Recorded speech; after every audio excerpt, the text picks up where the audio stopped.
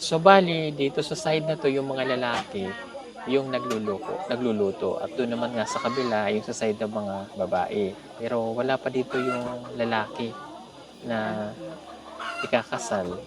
Pero yung babae nandito dahil dito yung kanilang bahay. So mamaya masasaksihan natin yung kasal, kung paano naman yung ritual o yung preparation nila sa kasal. Parang normal lang din yun na may seremonyang mangyayari.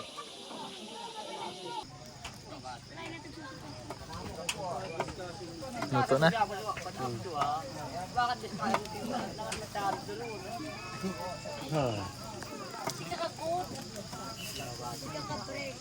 Break.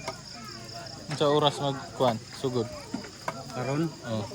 Humansap ka ni hapon. Human sa pinihapon. Hindi pa nakakapagsimula ang kainan dahil hindi pa tapos ang pagluluto. Ginabi na sila. Sa side ng babae, isang putahe lamang ang kanilang niluluto, ang sinabawan. Dito sa side ng mga lalaki, 3 putahe daw ang kanilang niluluto. Sa ilang kasal. Pinaraan ba?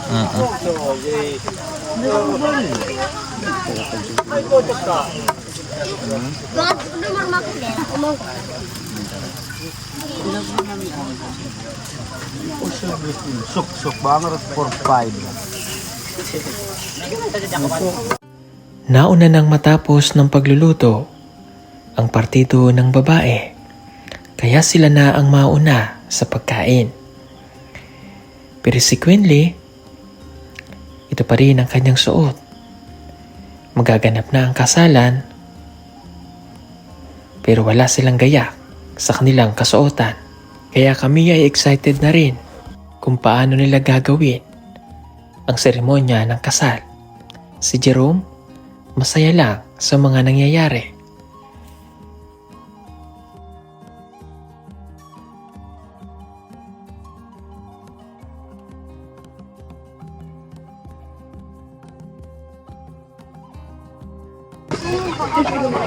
Excited na ka? Ha? Excited na? Okay na, sir. Nga, kuwan na balaran ng istorya, sir. Oh. Sayang manggod po ang iyang kuan. Napay future ba? Daghang gyud salamat sa inyong pagkuwan na, sir. Oh.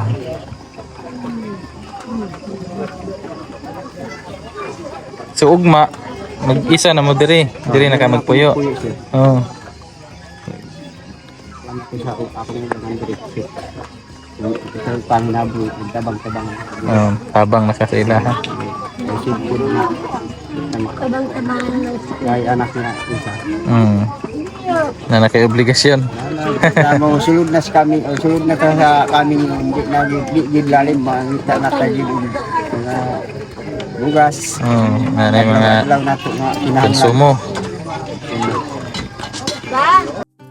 Pagkatapos ng seremonya, mananatili na dito si Jerome sa tahanan ng kanyang bagong asawa at gagampanan niya ang pagiging ama sa anak nito sa pagkadalaga.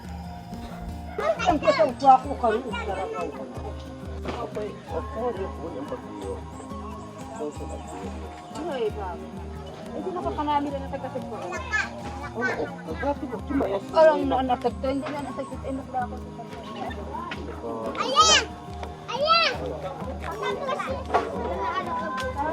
Brad! Tay. Pangus! Luto na tuloy yung. Oh, diri.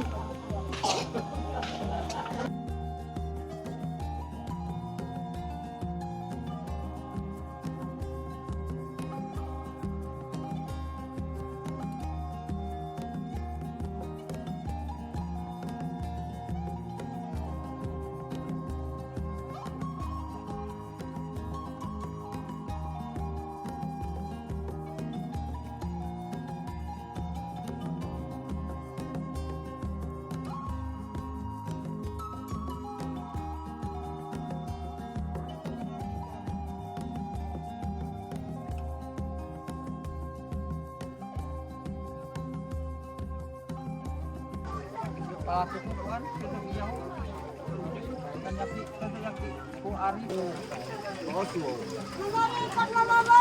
Moro kapat yung kuang kupat si asang siya ikalig kuo.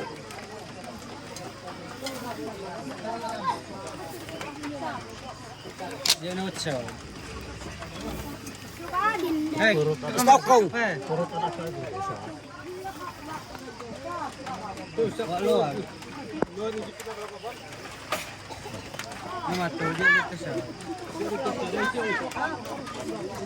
Pindoy. Pindoy.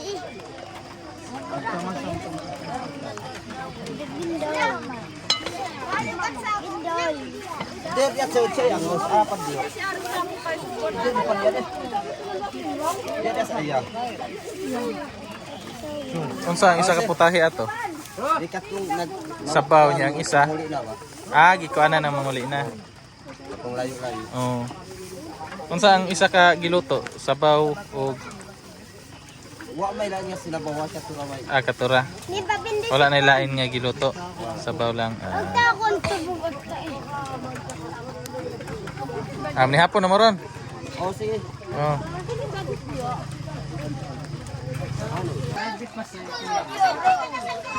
Makapat ka daw dyan ah. Kuya ko na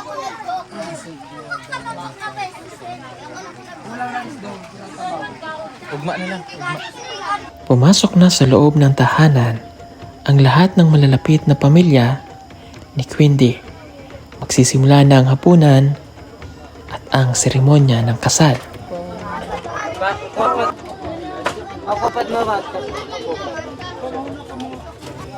Ang kanilang hapunan ay sama-sama na parang budol fight. Ang nilutong sinabawan at ang kanin na inilagay sa dahon ng saging. Nakapalibot ang bawat miyembro ng pamilya. Sabay ka.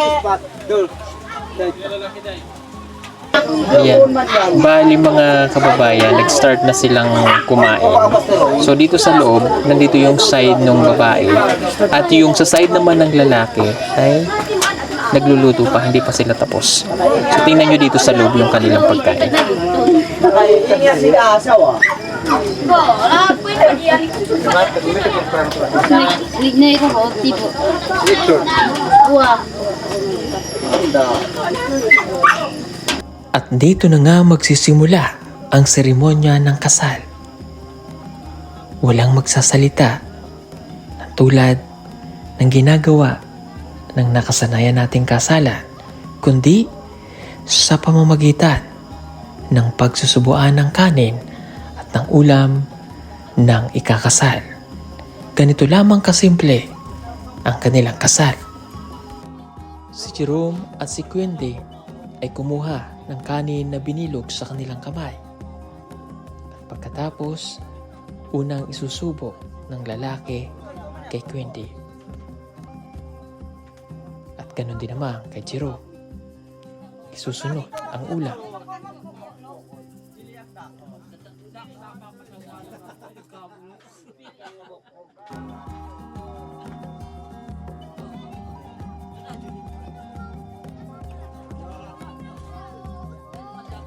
Pagkatapos ng pagsusubuan ng kanin at ng ulam, naikasal na daw sila. Ganun lamang kabilis ang kasalan nila. Pagkatapos noon, kakain na ang lahat.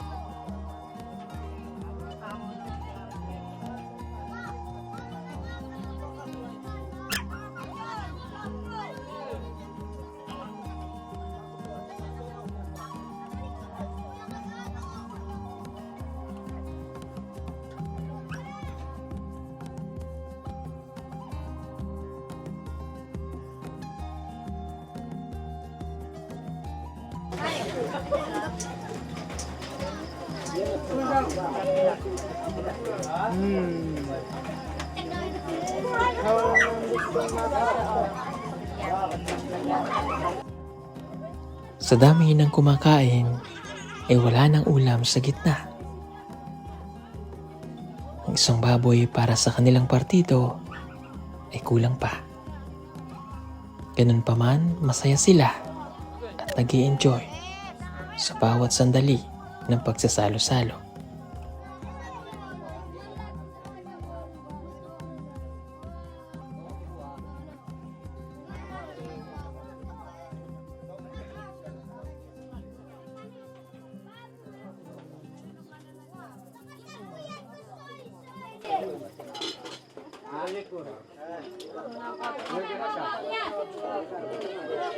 Sa bola?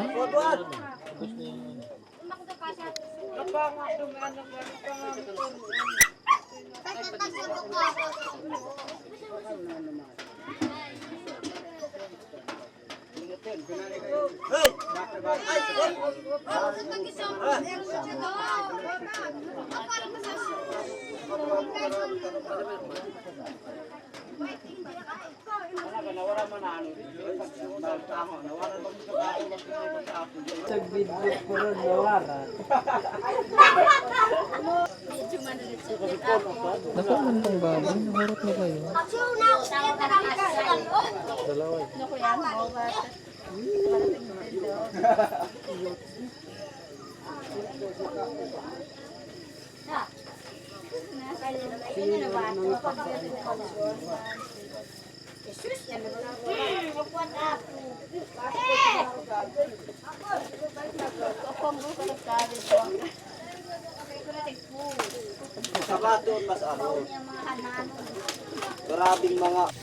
Samantala, sa side ng lalaki ay hindi pa rin tapos ang kanilang ginagawang pagluluto.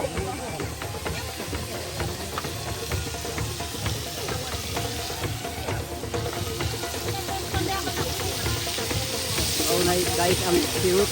Adobo? Ito. Karakter sinigado mo, sir. Iwa may kuha na mo. Luwag nga. Isak, turi ko na yung kahoy. Kabuluhan. Na ba? Kuhan. Sila eh. Atin ay dinuguan.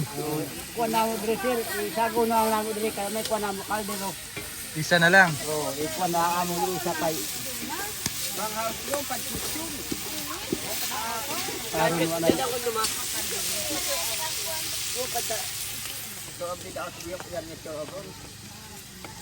Mura na iputahe. Wala na lain. Wala na sabaw. Duha inyo ha. Ilaha isa ra man dito. Dagan pa unta nga putahe kung na kaldero o kalaha. Pa may kalaha og kuan kaldero ang kay complete pero kalino og duhara kay. Medyo maitig naman sa kuan.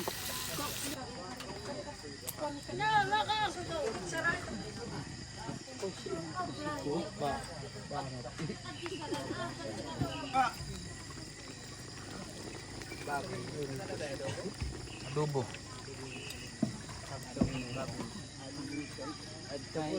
Anak pa sa lunod ko pag mahal ko.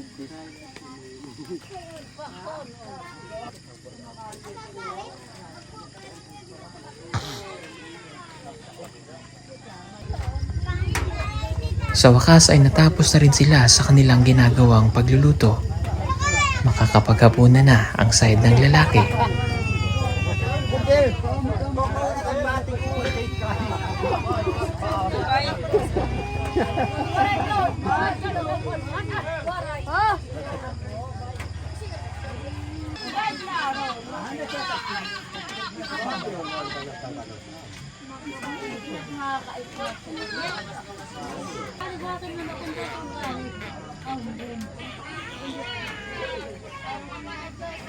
Sa imagsil, lumbag.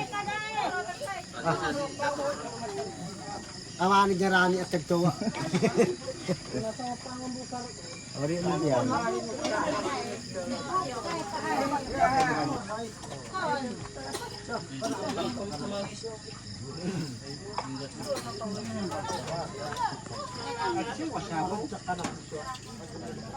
Anggol?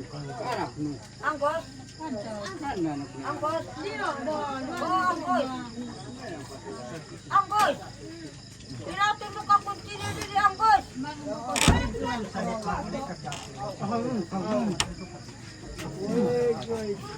No, to ano ito, pagbago ko.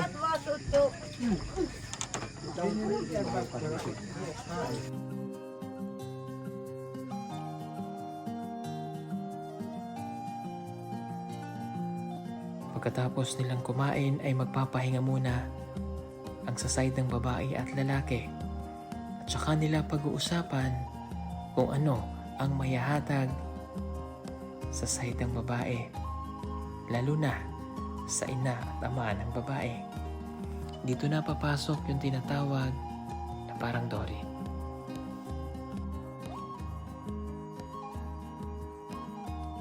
Kaki ang kuya, paano siya nang ganit bakol? Sorry.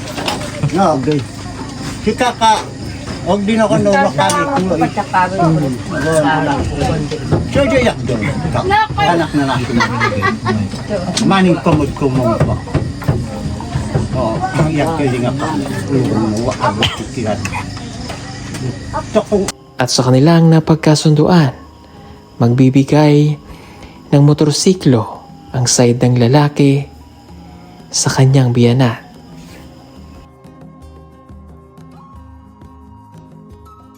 Nila yung nagsubo mo kanina. Naman lang ko, kawara di adoro na na bokog do ya si para kani puro ko ihog ano uul mak ko ano.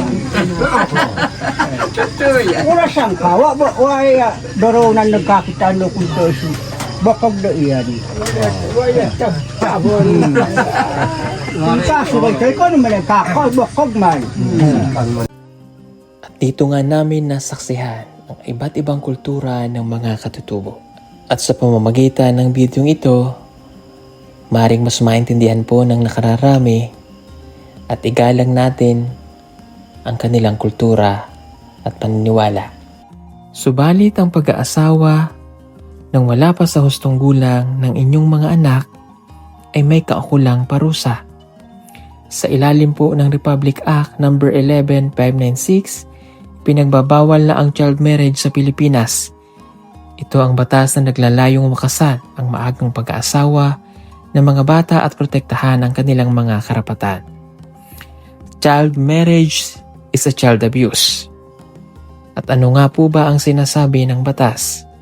Ang sinumang magpakasal sa isang minor de edad, below 18 years old ay maaring makulong at pagmultahin kabilang na ang mga magulang, guardians na pumayag o nagtulak sa kasal. Mga religious o tribal leaders na nagsasagawa ng seremonya. Mga adults na nakikipagrelasyon at nagpapakasal sa minor de edad. Ayon sa Section 5 ng RA 11596, ang sinumang nakatatanda, 18 pataas na nasa isang union, kasal man o hindi, sa isang bata na may age gap na higit sa 3 taon ay itinituring na lumabag sa batas at maaaring kasuhan ng child exploitation. Kaya sana po ay magsilbing aral din ito sa lahat ng mga magulang, lalo na po sa mga katutubo, na ang pag-aasawa ng inyong mga anak na minor de edad pa lamang ay may kaukulang parusa.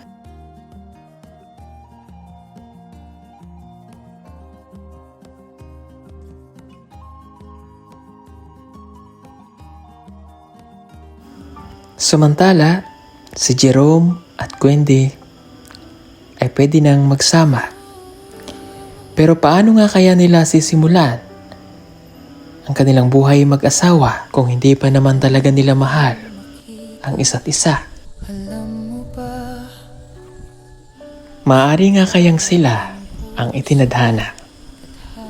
Mga kababayan, abangan po ang part 4 ng kwento ng kanilang buhay. Ang akari ang nakapamanit.